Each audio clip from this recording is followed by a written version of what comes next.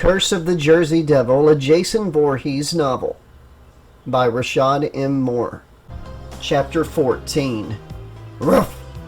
Injured but not defeated, Aries the Husky stood upright on all fours.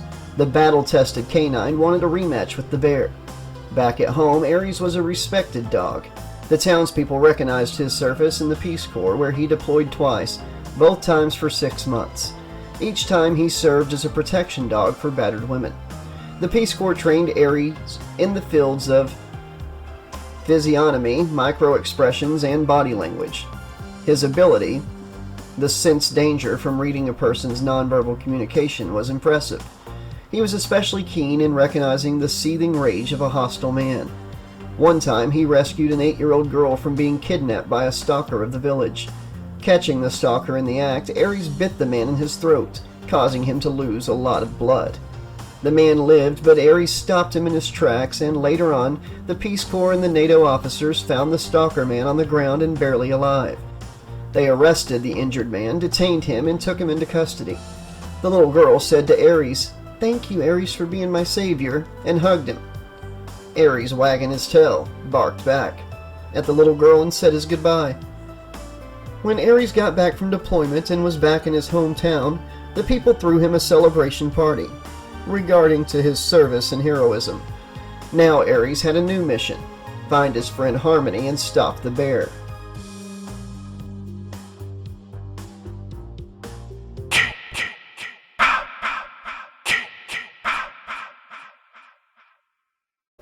Quentin Esposito walked cautiously through the deep dark woods. He managed to not get wet from the rain. Luckily, he was inside of a car when the hard rain came down. Still walking with the M9 Beretta in his hand, he jumped at every noise he deemed to be suspicious. "Motherfucker, cocksucker!" Quentin said in frustration. He was jumpy, and that made him more aggressive. Quentin said out loud to himself, "A fucking bear, who would have thought?" "That's right. We have eyes on him. Quentin Esposito, that's his name." The old man continued to speak in his intercom. "Hey, that's what we do, no problem. If they want clowns, we give them clowns." The old man then pressed a blue button. A few seconds later, a person appeared on their screen. He was heading in the direction of Quentin. "Give it a couple minutes. He'll get to his destination." Then a woman in about her early 30s spoke to the old man.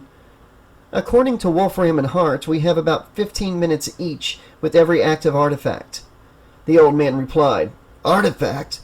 That's what we're calling these things now, artifacts? Fuck no, these are demons. That's exactly what they are. It's not like you can have a sensible conversation with them. Artifacts." The lady responded back to the old man. "Regardless, sir, we have to follow protocol. If we don't, we'll piss off the senior partners, which will piss off the junior partners. We don't want that. No, we don't want that." The old man spoke. "I've been waiting a while to see him back in action. You know, he wasn't too far from Crystal Lake where he did most of his killings. I mean, a warehouse is kind of common, but a mall? Now that's changing it up." The girl interrupted. "Sir, he's arriving." The old man popped out of his seat and said, "This should be terrifying." It was a clown. "Yep, that's right, people. We have us Art the Clown. Out of all the killer clowns, Art is my favorite," said the old man, staring at the director's screen. The clown, Art the Clown, a.k.a. the Terrifier, was one of Wolfram and Hart's most favorite artifacts that they enjoyed using on the public. Just like how back in '98, when they sent a mermaid to a small town in Harrington, Ohio. The Mermaid Queen was used to infiltrate the townspeople in order for the directors to obtain the artifact in the town. According to the Black Star reports, the Queen was able to convert the adult staff, the faculty, into converting the school and townspeople. But someone caught on to the takeover and started to resist. He had become a nuance, an enigma to the Mermaid Queen. His name was Casey Connor, a senior student at Harrington High School. Casey found out that the school was being invaded by aliens, at least that's what he thought.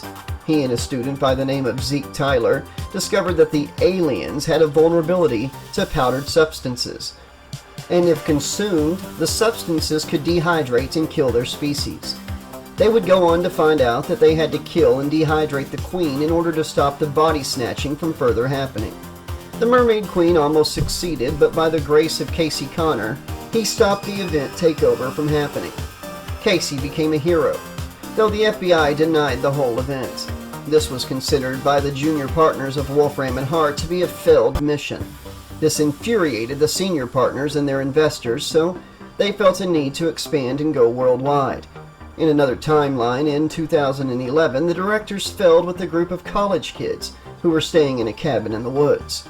The directors and Wolfram and Hart cannot afford to make that level of mistake at Crystal Lake. That would cripple the program's occult reputation. "What the fuck was that?" Quentin said. He heard a snapping of a branch that startled him. He quickly turned in the direction of the suspected noise and pointed his gun. He saw nothing. He then said, "That ain't no bear." He heard a high-pitched squeaking sound. Then he turned back, and what he saw was a clown doing sign language. Quentin was confused. He wasn't sure what to think. All he knew was that there was something odd going on in this forest. First a bear and now a psycho-looking clown? Art pulled a white handkerchief out of one of his pockets and started to make animal patterns with it, as he smiled in a hysterical manner. "Why the hell is he laughing so hard?" thought Quentin. Then the clown stopped laughing, unfolded the cloth, and revealed to Quentin how much blood the cloth had on it. It looked like fresh blood. Art the clown gazed into the eyes of Quentin and gave him a look of deep hatred and contempt. Quentin said, "Don't stare at me like that, you freak. I'm not gay, and I sure as hell don't want to suck you off." The clown then reached in his pocket. Out came a small blade. He threw the small knife at Quentin, and it landed in his thigh. "Oh, fuck, no, I'm not fucking around." Quentin aimed the Beretta at the clown's body and aimed for the forehead.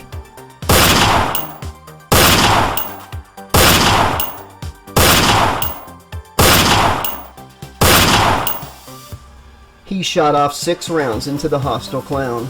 The angry clown's body bounced back and landed on the ground. Art wasn't moving, and Quentin still had his gun pointed at him while he was on the ground. Quentin mumbled to himself, "You can never be too safe," and shot 4 more rounds into the clown.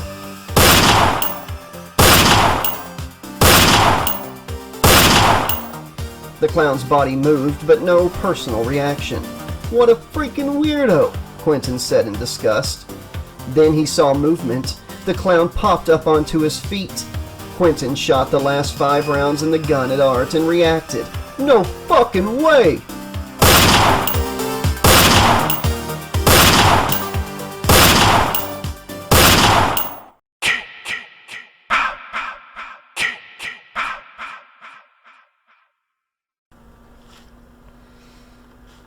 Chapter 15. "Hey everyone, I spoke to Quentin on the radio. He said that he was close and was on the way. He wanted us to find shelter." Kelvin spoke, with an irritating tone. "And how the fuck are we supposed to do that? We had shelter and the bear broke into our cabin. What would stop it from attacking us again, homie?" Floyd spoke up. "Yeah, well that makes sense, but how do we know that this scenario is real? It could be a prank." Kelvin then interrupted. "A prank? Get the fuck out of here with that. That bear looked real to me. What type of prank would require an actual fucking bear? This ain't social media, my boy. We're in a real-life get-your-guts-eaten situation." Ezra responded, "If we don't act fast, we won't have the opportunity to figure out what's really going on." "What do you think we should do, Cassandra?" "I think we should find Grandpa and get as far away from Clearwater as possible." Fiona spoke. "Yeah, I want to find Grandma, Grandpa, Harmony, and Michaela. I hope that they're alright. This situation is crazy, regardless if it's a prank or not." Carly threw her 2 cents into the conversation. "Like, seriously, what the fuck happened to those other people?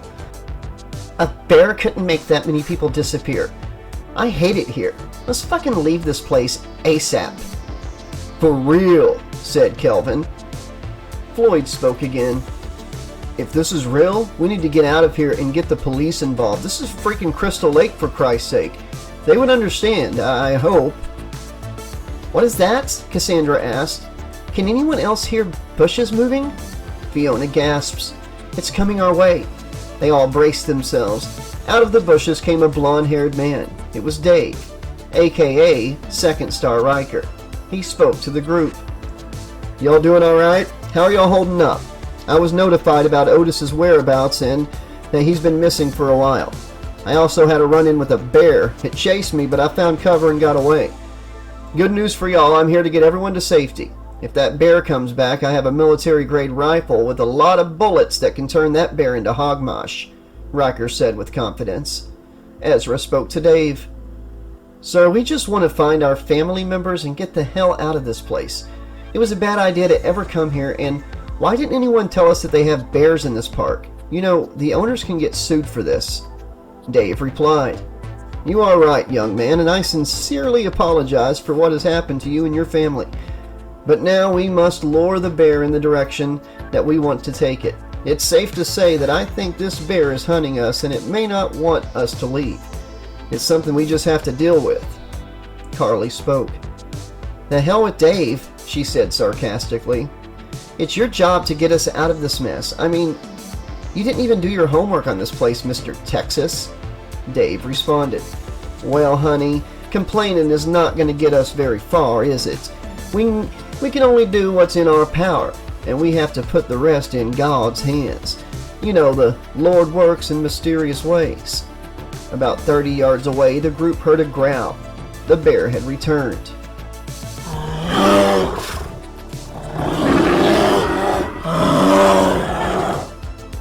Kelvin frantically shouted to Dave, "Come on, motherfucker, pull the gun out and shoot this bastard!"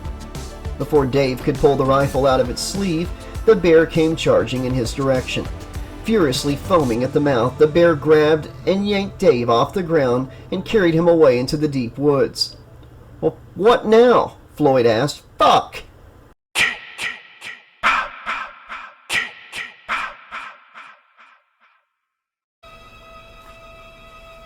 "Die!" Meta Jason had Mr. Sully gripped with his hands around his neck. They were both underwater. Jason was drowning and choking him at the same time. Looking in the eyes of Jason Voorhees, his childhood victim, Mr. Sully felt a plethora of emotional regret. He thought to himself, while his life was fading away, that Jason Voorhees, the killer, would not have existed if it wasn't for his foolish antics as a kid. "I created this," Mr. Sully thought to himself while being choked. A single, very soft-spoken rage spirit spoke to Jason in his head. "Let him go for now. We should do this the right way. You want to feel it, Jason. You deserve better. You need to savor the destruction of the Sully couple.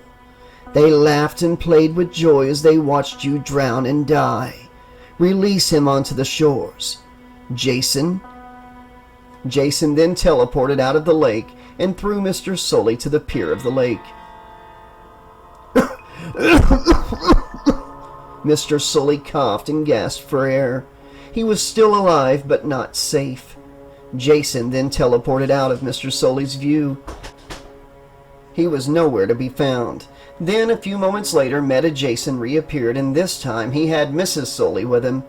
Meta Jason shoved Mrs. Sully into the arms of the standing Mr. Sully. He had both of them where he wanted them. He stood there with his 7-foot frame and long red hair, staring at the Sully couple. Mr. Sully started to explain himself to Meta Jason. "Jason, I apologize for all the pain that I've caused you during your stay at Camp Crystal Lake. I didn't intend of you dying. It was never supposed to end that way. I should not have judged you on your looks. I now have a granddaughter who's also slightly deformed. She has red hair like you. I'm sorry. Please, my family doesn't deserve the misery that I started. Please, spare them." Mrs. Sully spoke to Jason next. "And I'm sorry for contributing to your suffering. You see, we were all children and didn't know better. It was more of a dare and not a hazing act, Jason. Your mother was a lovely woman to all the campers. How do you think she would respond to what you're doing?" Jason all of a sudden felt an irate rage. He felt in the sensorium of his body the spirits talking to him. The plethora of rage spirits shouted violently at Jason. That's precisely what they wanted to happen to you, Jason. None of the children bothered to help save you from drowning. It was children that killed you, and their children must suffer the consequences. Kill all of the Sullys, every single one. Mr. and Mrs. Sully held each other, with their arms wrapped around one another, as Jason stared at them. Then a single rage spirit yelled at Jason, "Kill, kill, kill, kill, die, die, die, die. Kill them! Kill them! Now! Now!"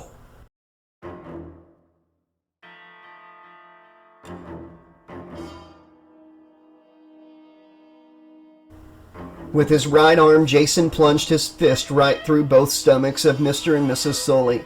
He grabbed a hold of the large intestines inside of the couple while they were still hugging each other. Mr. Sully shouted in pain while Mrs. Sully made strange noises. She was in shock.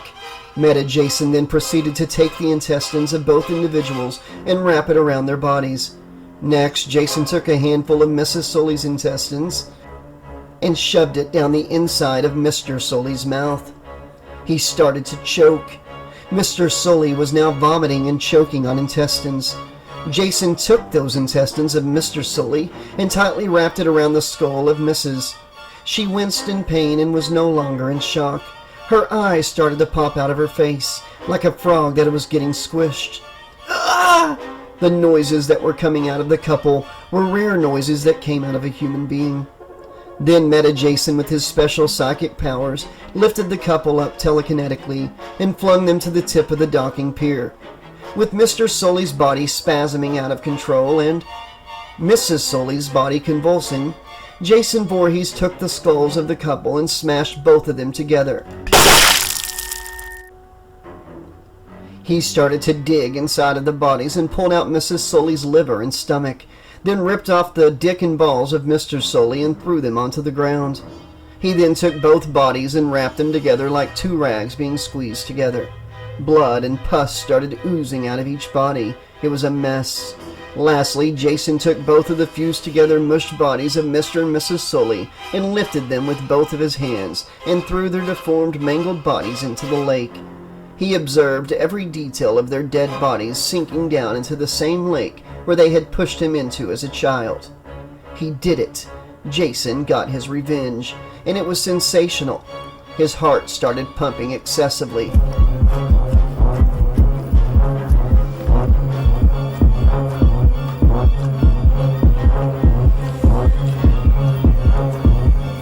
He saw two energy fields come up out of the lake and go straight into his heart.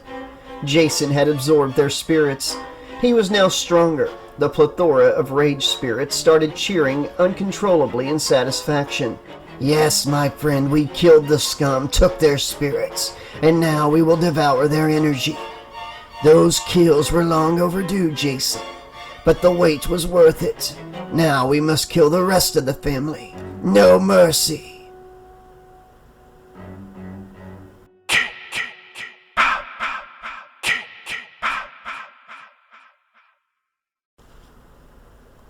Meanwhile, in Marcus's subconscious.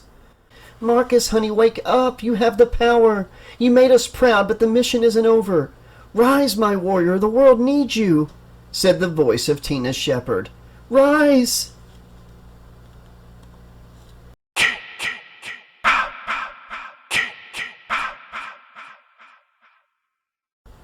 Okay, Slashaholics, this has been chapters 14 and 15 of Curse of the Jersey Devil, a Jason Voorhees story, Act 2. Wow. A lot to go over here. Really love the ties to Cabin in the Woods and everything going on there. Looks like we got a little tie-in to The Faculty and Terrifier. And Meta Jason had one of the most gruesome deaths I think I've ever read in a Jason book. A lot of fun horror stuff going on, enjoying the twists and turns, and I hope all of you are as well. Sorry it took me a minute to get this upload out. The next one will come much sooner. But yeah, this was a lot of fun. Enjoyed these chapters. Everybody let Rashad know what you thought of tonight's chapters and the book so far, and I'll be back very soon with more of Curse of the Jersey Devil. Until then, this has been your friendly neighborhood 80s slasher librarian saying thanks for listening, be excellent to each other. Remember, the sun never sets on those who ride into it, and just try to stay sane inside insanity out there. And if you want to support the channel further, the best thing you can do is spread the word. Also, click that like button, click the bell, make sure you're subscribed, drop a comment anytime you can. And if you want to support the channel further than that, you can become a Patreon member, a channel member here on YouTube. You can do a super thanks tip in the comments or through PayPal or Cash App. We're on Cameo, we have a merch store, and I've got books on Amazon. Any of these ways would help keep the channel going and growing for a long time to come. All the information is in the pinned comment and description below. Thank you all so much. We'll see you soon.